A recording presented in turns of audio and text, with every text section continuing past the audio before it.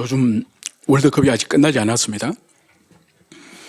그러니까 큰 엄청난 경기장에 이제 군중들이 모이고 또 그 운동장 한가운데에 선수들이 그렇게 다름질을 하지 않습니까? 여러분은 이 밤중에 이 큰 이 스타디움에 깜깜한 상태에서 이 조명이 탁 켜지는 그 순간을 혹시 경험해 보신 적 있습니까? 이렇습니다. 이 조명이 처음에 이렇게 켜면은 처음부터 환해지지가 않아요. 그 높은 그 전망대 같은 거기 조명탑에서 처음에는 작은 안에 하얀 이런 불이 일어납니다.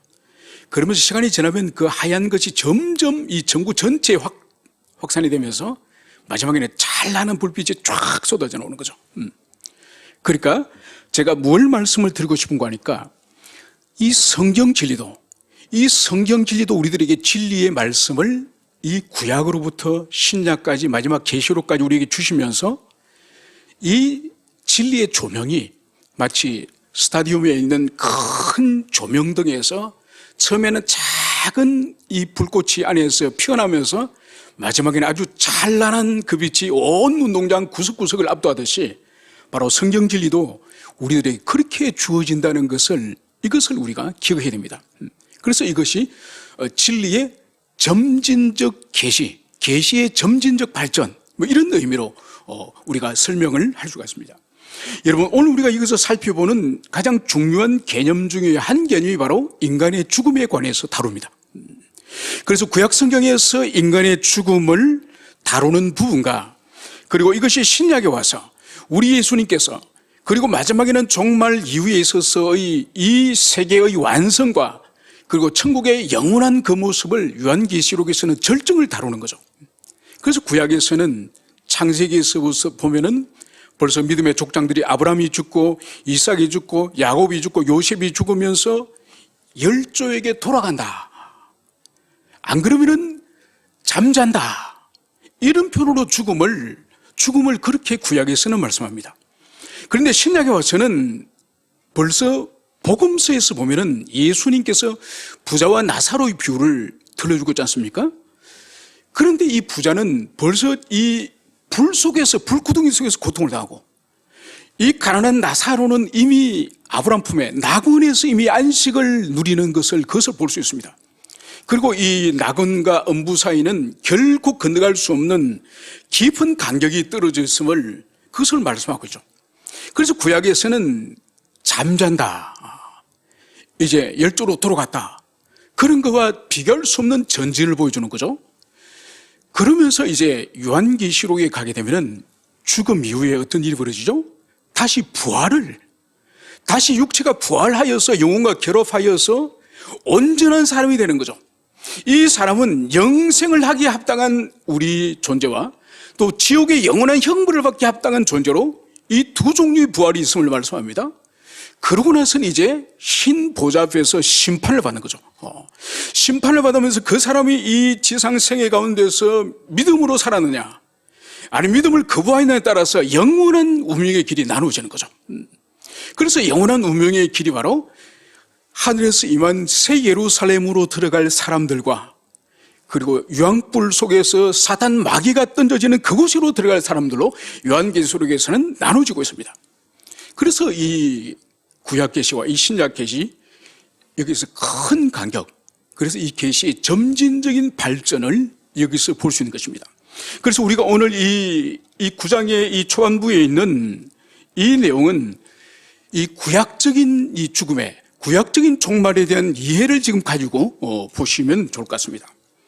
자, 이제 오늘 이 전도자는 7장 이후부터 12장까지 이 해 아래 삶, 이 해 아래의 허무한 이 삶을 극복하는 방식에 대해서 이제 계속적으로 진술을 하고 있습니다. 오늘 1절에서는 이 지혜자는 이렇게 말씀을 하고 있습니다. 이 모든 것을 내가 마음에 두고 이 모든 것을 살펴본 적 의인들이나 지혜자들이나 그들의 행위나 모두 다 하나님의 손안에 있으니 사랑을 받을지 미움을 받을는지 사람이 알지 못하는 것은 모두 그들의 미래의 일들입니다. 오늘 또 이 전도자는 이 세상에 일어나고 있는 사람들이 경험하는, 인생들이 경험하고 있는 이 사회에 일어나고 있는 이 현상을 이 전도자는 자세히 그의 지혜로 관찰을 지금 합니다.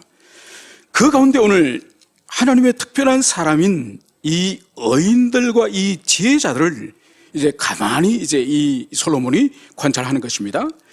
이제 그들을 볼 때에 그들의 행위나 그리고 그들의 모든 삶이 하나님의 손 안에 있다는 것을 오늘 전도자는 발견합니다.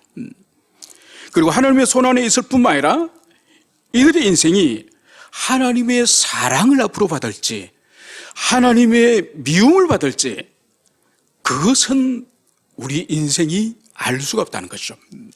여기서 우리가 중요한 두 가지를 우리가 발견할 수 있는 것이 바로 첫째는 우리 모든 헤아리에 있는 인생들, 심지어 지혜자와 의인들이라 할지라도 바로 하나님의 손, 즉 하나님의 주권과 그분의 섭리 아래 있음을 이것을 먼저 명시하는 것이고, 그리고 두 번째로 그들의 미래가 하나님의 사랑을 받을지 하나님의 미움을 받을지 아무도 그것은 그들의 미래를 알 수 없다는 것을 여기서 말씀을 하고 있습니다.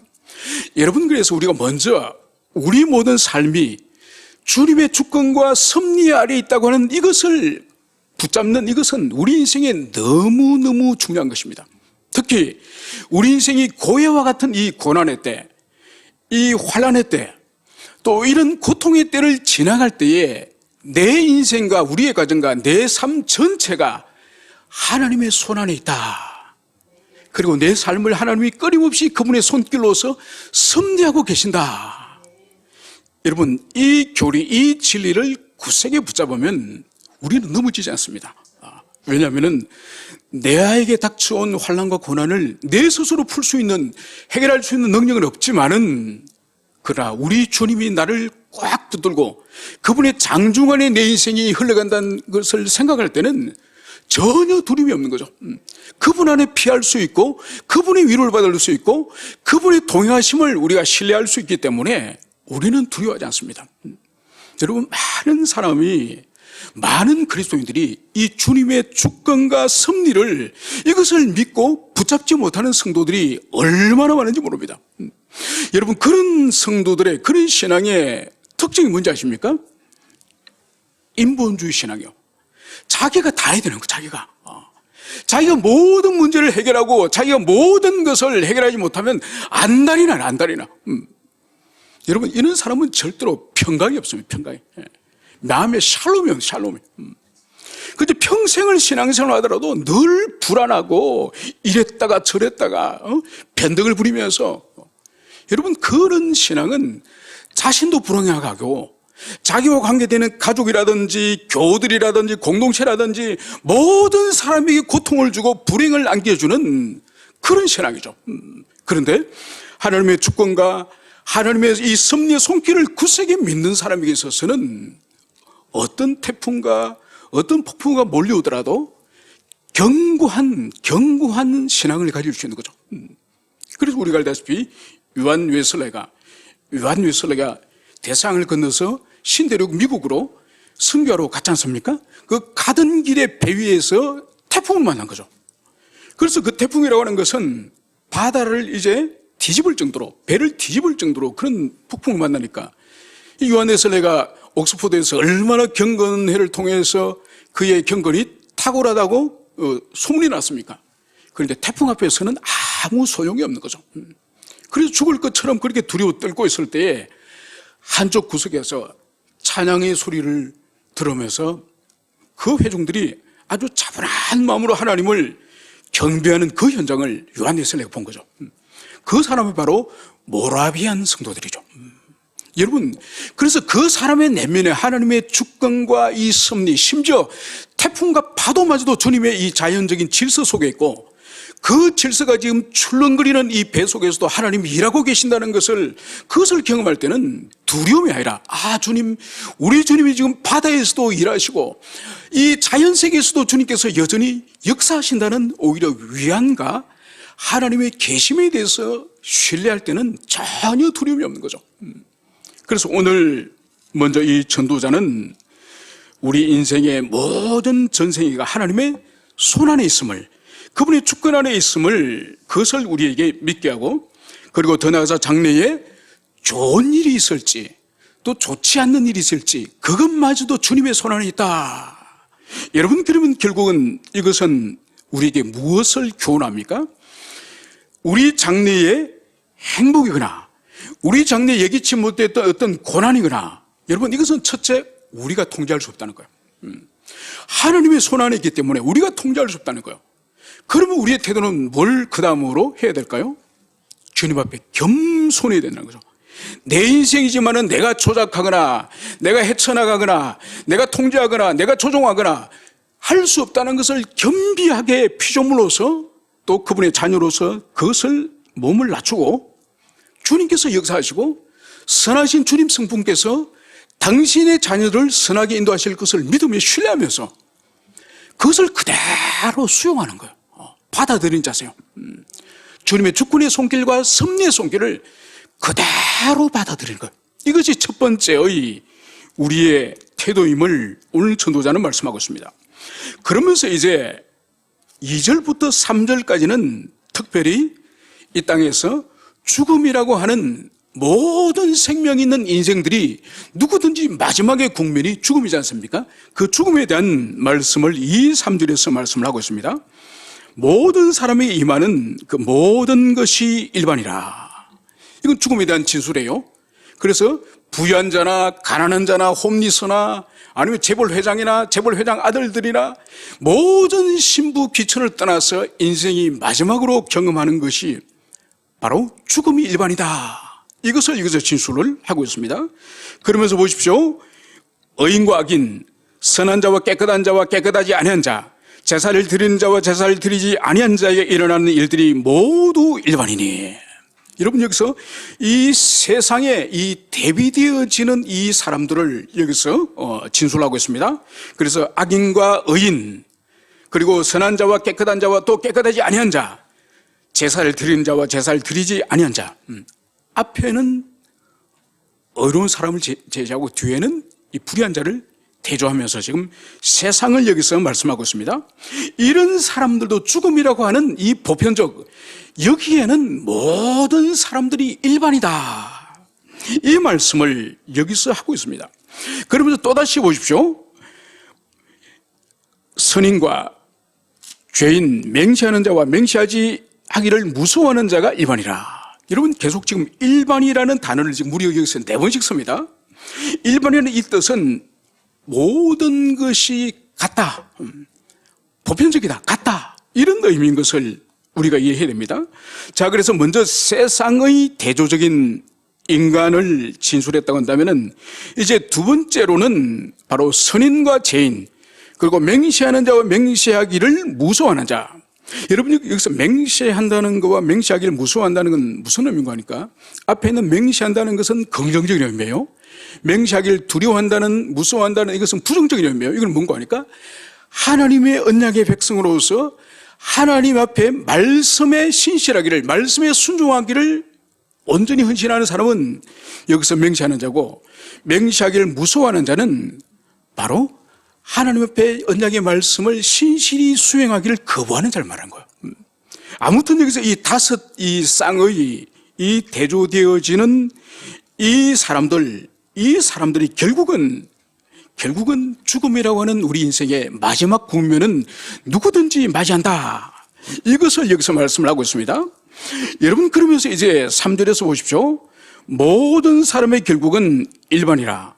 이것은 해 아래서 행해지는 모든 일 중의 악한 것이니 곧 인생의 마음에는 악이 가득하여 그들의 평생에 미친 마음을 품고 있다가 후에는 죽은 자들에게 돌아가는 것이라. 여러분, 지금 여기서 진술하는 것은 해 아래의 삶을 말하는 거예요. 우리 그리스도인을 말하는 것이 아니에요. 하나님의 존재와 그리고 영혼의 존재와 죽음 이후에 천국과 지옥과 내세에 대해서 인정하지 않는 해 아래의 삶을 말한 거예요. 그래서 이 해 아래의 삶을 사는 이 사람들이 볼 때는 의인이나 악인이나 또 불의한 자나 의를 행하는 자나 또 아니면 하나님께 예배를 하는 자나 예배하지 않는 자나 이 모든 사람들의 이 삶의 마지막 국면이 죽음으로 끝난다는 거예요. 그러니까 이것은 겉모습으로 볼 때는, 불신자들이 볼 때는 이 죽음이라는 것은 이 지상의 모든 사람을 집어삼키는 것이기 때문에 어떻게 보면은 당연한 것이겠죠, 그죠? 여러분, 사람들에게, 여러분은 이 세상에 평등을 가장 경험할 수 있는 곳이 어디입니까? 어디를 가면 가장 평등하다고 여러분들이 경험할 수 있습니까? 그러면 애들은 저기요, 목욕탕이요. 목욕탕 가지면 다 옷을 벗었기 때문에 누가 부자인지 누가 권세자인지 모릅니다. 근데 좀 생각이 있는 분들은 죽음과 무덤이라 그러죠. 죽음과 무덤은 아무도 차별하지 않습니다. 다 죽을 병이 걸리거나 죽을 사고를 당하면 누구도 생명을 살릴 수가 없습니다. 억만금을 갖다 준다 할지라도 죽음을 막을 수 있는 사람은 없습니다. 일시적인 의료적인 조치로 시간을 조금 연장을 할 수 있지만은 죽음 자체를 이길 수 있는 인생은 없는 거죠. 그래서 장례식장을 가보거나 아니면 공동묘지를 가보면은 그 비석에 전직 대통령이든지 재벌회장이든지 다 그 속에 묻어 있습니다. 그러니까 이 죽음만큼 평등한 것이 이 세상에 사실 없는 거죠. 그런데 해 아래에 사는 사람들의 눈으로 볼 때는 어렵게 살든지 착하게 살든지 불의하게 살든지 모두가 죽는 거예요. 그러니까 이제 이 해 아래에 사는 사람들의 이 심리, 이 마음이 어떻다고요? 오늘 여기서 말씀을 3절에서 말씀을 하고 있죠. 바로 곧 인생의 마음에 악이 가득하여 그들의 평생에 미친 마음을 품고 있다가 후에는 죽은 자들에게 돌아가는 것이라. 여러분, 모든 사람이 죽음에 의해서 다 삼킨 바를 이 본 사람들, 이 해 아래에 사는 사람들, 죽음 이후에 내세도 없고 심판도 없고 영혼도 없고 천국과 지옥도 없다고 하는 이 사람들의 이 인생의 삶이 바로 어떻다고요? 마음에 악이 가득하여 그리고 미친 마음을 품고 있다가 죽음 속으로 들어간다고 오늘 성경이 말씀하고 있습니다. 여러분, 실제로 그렇지 않겠습니까? 오늘날 보십시오. 이 죄악이 세상에 얼마나 창궐합니까? 그래서 이 내면 속에 악을 가득 품고 있다가 이 악을 밖으로 실현하여서 죄를 짓지 않습니까? 그죠? 그런 삶을 오늘 성경은 미친 마음을 품고 있다가 미친 마음을 품다는 거예요. 여기서 우리가 이 악과 악의 마음이라는 것과 이 미친 마음이라는 것을 잠시 우리가 살펴볼 필요가 있습니다. 여러분, 마음에 악이 가득하다는 것은 무슨 의미일까요? 이것은 일반적으로 어떤 누구를 미워하거나 죽이거나 그런 것보다 먼저 악이란 개념 자체를 우리가 이해하려면 선을 먼저 이해해야 됩니다. 여러분, 누가 선하다고 할 때 그 선의 의미가 뭡니까? 법도 없이 살만한 그런 무골호인 같은 그런 사람을 그런 것이 아니죠. 성경에서 말하는 선은 오직 선은 하나님이십니다. 선하신 분 하나님이십니다. 그리고 그 사람이 선하다고 말할 때는 하나님의 계시의 말씀, 하나님의 뜻에 합치되는 끊임없이 자기를 꺾고 자기를 부인하여서 주님의 뜻에 합치시키는 그것이 선이에요. 그럼 악이란 뭘까요? 자기 마음대로 하는 것이 악이에요. 아무리 그 사람이 교회를 다니고 목사고 집사고 장로를 할지라도 하나님의 뜻은 이 길인데 싫은 거예요. 내 하고 싶은 대로. 이게 악이에요. 여러분, 그리고 여기서 마음에 이 미친 마음, 이 미친 마음이 뭘까요? 이것은 자기 마음에 품고 있는 하나님의 뜻이 아닌 자기의 그 욕망, 그 탐심, 그것이 바로 미친 마음이에요.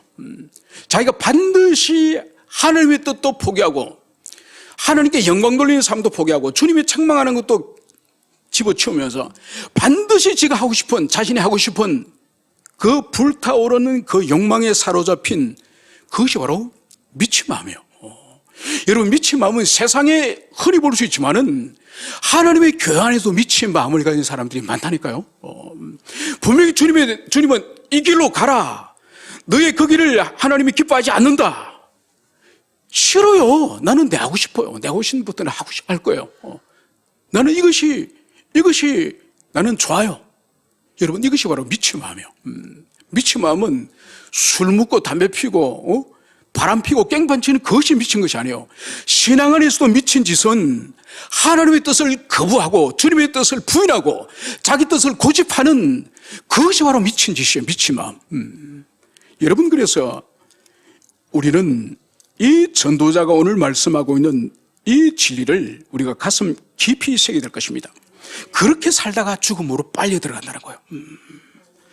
그러면서 이제 이 죽음의 이 허무함에 대해서 이제 주님께서는 삶에 대해서 오늘 이야기하는 것을 볼 수 있습니다. 오늘 사절은 모든 자들 중에서 들어있는 자에게 누구나 소망이 있음은 산개가 죽은 사자보다 낫기 때문이라. 이제 하나님은 심지어 이 죽은 사자보다가 살아있는 개가 낫다. 여러분, 이것은 히브리 문화에 대한 이해가 필요하죠. 우리 사회에서도, 우리 전통에서도 개라고 하는 동물은 부정한, 그렇게 좋은 동물로서 그렇게 인정을 받지는 못하지 않습니까? 사람이 아주 하는 행실이 개차반 같다, 아니면 그 사람이 개 같다, 아니면 개만도 못하다. 그래서 이 개가 어떤 이 사람의 기준이 됩니다. 그죠? 개만도 못한 사람, 개 같은 사람, 그죠? 그래서 우리 문명에도 이 개가 아주 부정적인 것처럼 이 히브리 문명, 성경 문명에서도 개는 아주 부정한 침성이죠. 그래서 여기서 살아있는 개라고 하는 것은 바로 비천하고 하찮고 가치가 없는 그런 인생이지만은 바로 그런 사람이라 할지라도 살아있는 사람이 바로 죽은 사자, 즉 이 사자는 백수의 왕이죠. 그래서 이 거지 나사로처럼 보잘것없는 사회적인 그런 사람이지만은 죽은 임금보다 낫다. 그것을 여기서 말씀하는 거죠. 그래서 이 죽음이 허무한 것이라고 한다면은 이 살아있음에 대해서 오늘 주님께서는 이것이 얼마나 가치가 있는 일인지 그것을 여기서 말씀을 하고 있습니다. 그러면 왜 사람이 죽은 것보다 산 것이 의미가 더 있느냐? 바로 오늘 5절에서는 산 자들은 죽을 줄을 알되 죽은 자들은 아무것도 모르며. 여러분, 살아있는 사람은 이 자신이 죽을 줄을 안다는 거예요. 그러나 이미 죽은 사람은 그것을 알지를 못하는 거죠. 여러분, 얼마 전에 책을 하나를 읽게 됐는데 그 철학 교수님이 쓴 책이에요.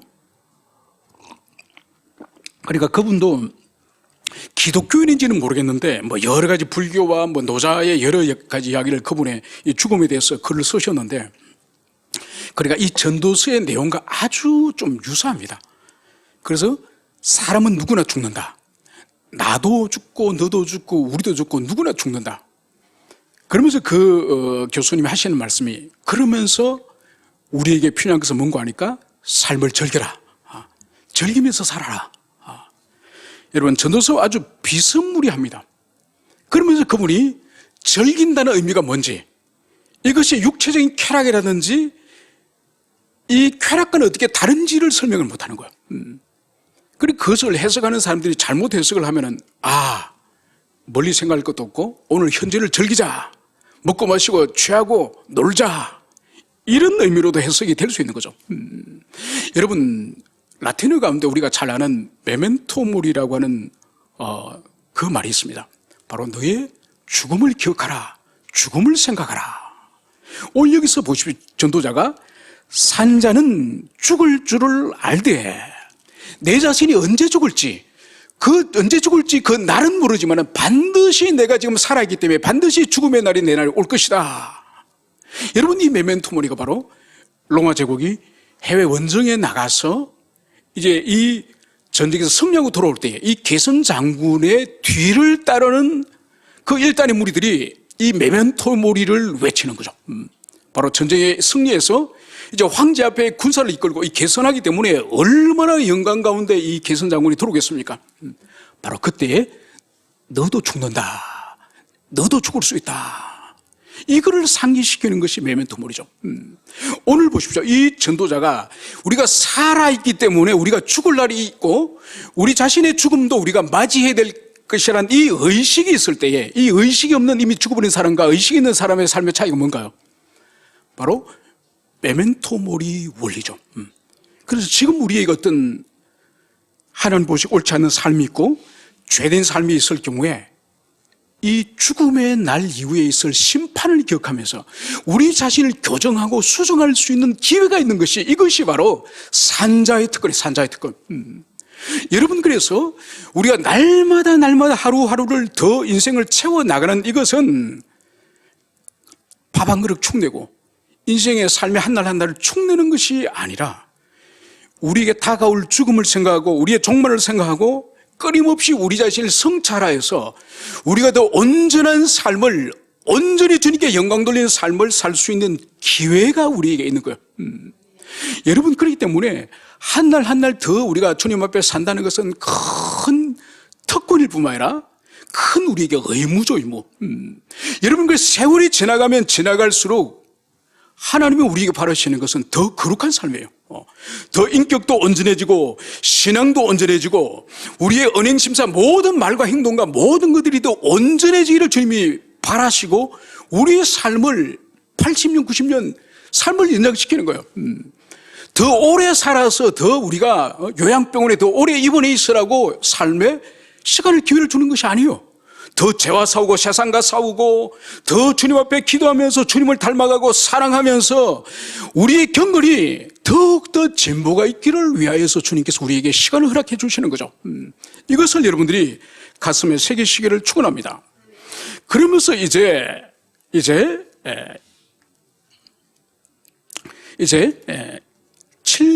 8절, 9절에서 이제 주님께서는 그러면 헤아려서 우리에게 주신 이 날들, 우리 인생의 날들에 대해서 이제 하나님 백성들은 어떻게 살아야 될지 그것을 가장 구체적으로 이제 말씀을 하고 있습니다.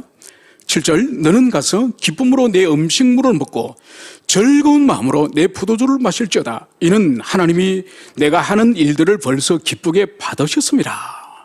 여러분, 하나님께서는 이 해 아래 살아가는 우리 인생들, 이 인생들이 해 위에 계시는 주님을 앙망하면서 어떻게 살아야 할지 그것을 말씀하면서 놀라운 말씀을 또 주시지 않습니까? 주님께서는 해 위에 있는 하나님께 날마다 예배드리라, 날마다 금식해라, 날마다 헌신하라, 이 말씀하지 않았어요. 바로 뭘 말씀하시죠? 너는 가서 기쁨으로 음식물을 먹고 즐거운 마음으로 포도주를 마실지니라. 이는 하나님이 내가 하는 일들을 벌써 기쁘게 받으셨습니다. 여러분, 하나님께서는 당신의 사랑하는 자녀들이 무슨 일을 하든지 간에 하나님을 사랑하는 마음 품고 있는 사람들이 하는 일은 하나님이 다 받으시는 거예요. 여러분, 하나님이 기뻐하지 않는 자, 하나님이 가정스럽게 여기는 자는 아무리 헌금을 하고 아무리 성가대를 하고 아무리 봉사를 하더라도 하나님 그거 안 받으십니다. 하나님이 사랑하는 자는 그 사랑하는 마음을 가지고 하나님을 섬기기 때문에 길에서 청소를 하든지 똥을 치우든지 무슨 일을 하든지 간에 하나님은 기쁘시 그 일을 받으시는 거예요. 그리고 주님이 그 사람을 혐오하고 기뻐하지 않는 사람은 아무리 종교 이름을 갖다 붙이고 헌신과 봉사 이름을 갖다 붙이더라도 주님 받지 않으십니다. 그래서 오늘 이 해 아래 살아가지만은 해 위를 바라보는 하나님 백성들의 삶에 대해서 가서 음식물을 먹고 가서 포도주를 기쁜 마음으로 마셔라. 여러분, 이 말씀하시는 거예요. 여러분, 이것은 뭔가요? 먹고 마시는 것은 우리 날마다 일상이요. 날마다 누구나 하는 이 어떻게 보면은 가장 사소하고 가장 보편적이고 가장 어떻게 보면 하찮은 일이라고 할 수 있겠죠. 우리 육신을 먹이고 마시는 일이니까 주님은 그것을 기뻐하는 거예요. 여러분, 그래서 보십시오. 우리가 우리의 자녀들을 향해서 우리가 어떤 큰 기대를 많이 합니까? 네가 로스쿨에 들어가서 변호사가 되어와라. 아니면 네가 최소한 공무시험 합격해서 와라. 요즘 공무원이 최고니까. 아니면 내가 연봉이 지금 연봉이 5천이 뭐냐? 창피하다. 1억은 받아와라. 여러분, 거기에 부모가 만족을 하지 않습니다. 그것보다는 한 그릇 밥을 잘 차려줬을 때 정말 맛있게 그것을 아이가 먹는 것을 볼 때 여러분, 그것이 부모의 기쁨이에요.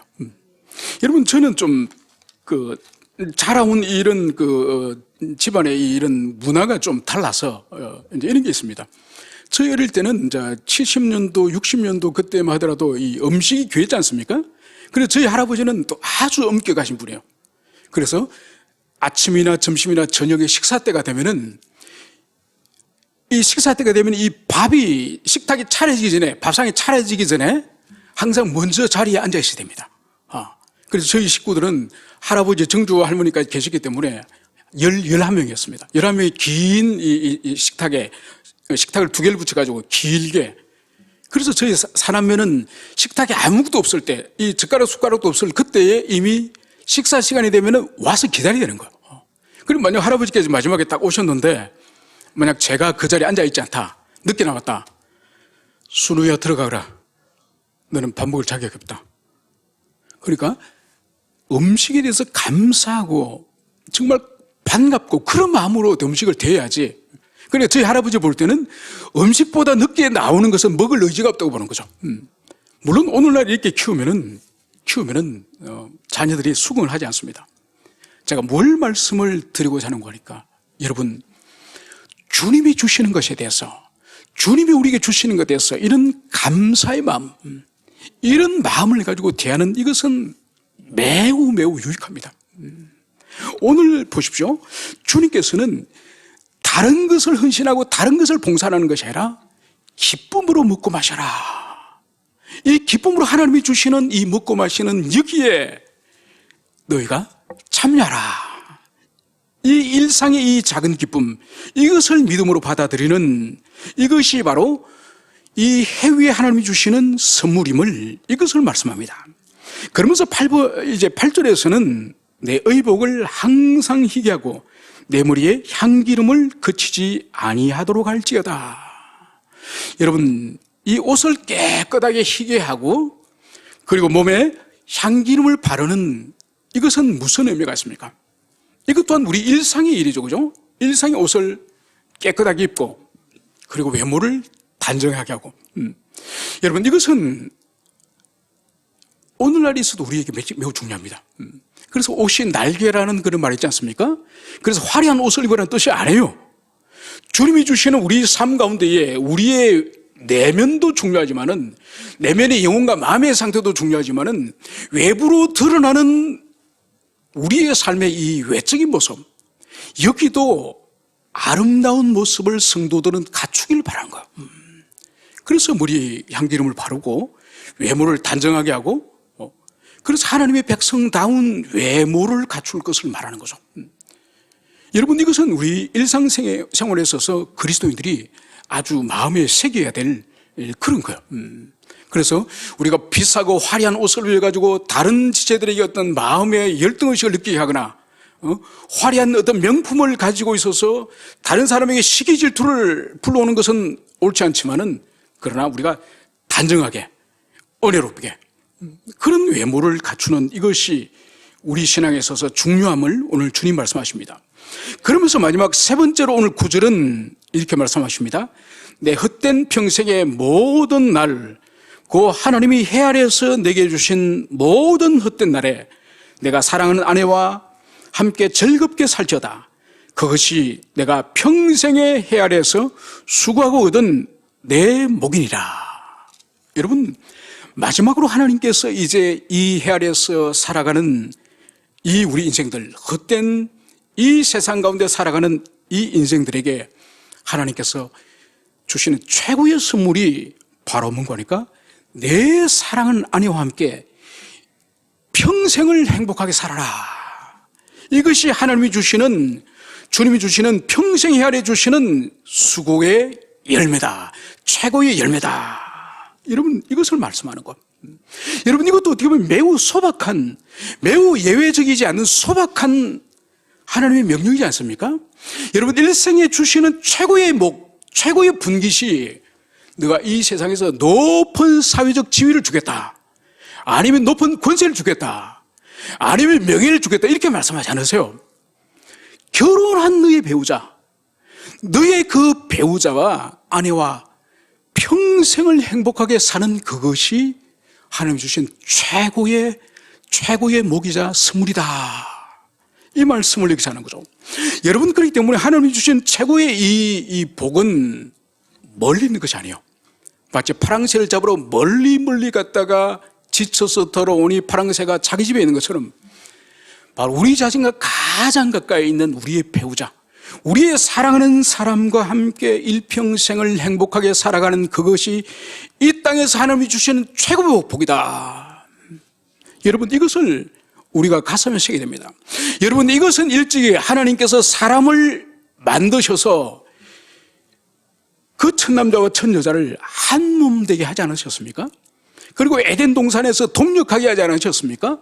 그러면서 서로가 끊임없이 이런 내 뼈 중에 뼈요 살 중에 살이라고 하는 이 서로를 향한 이 친밀한 이 연합과 이 사랑이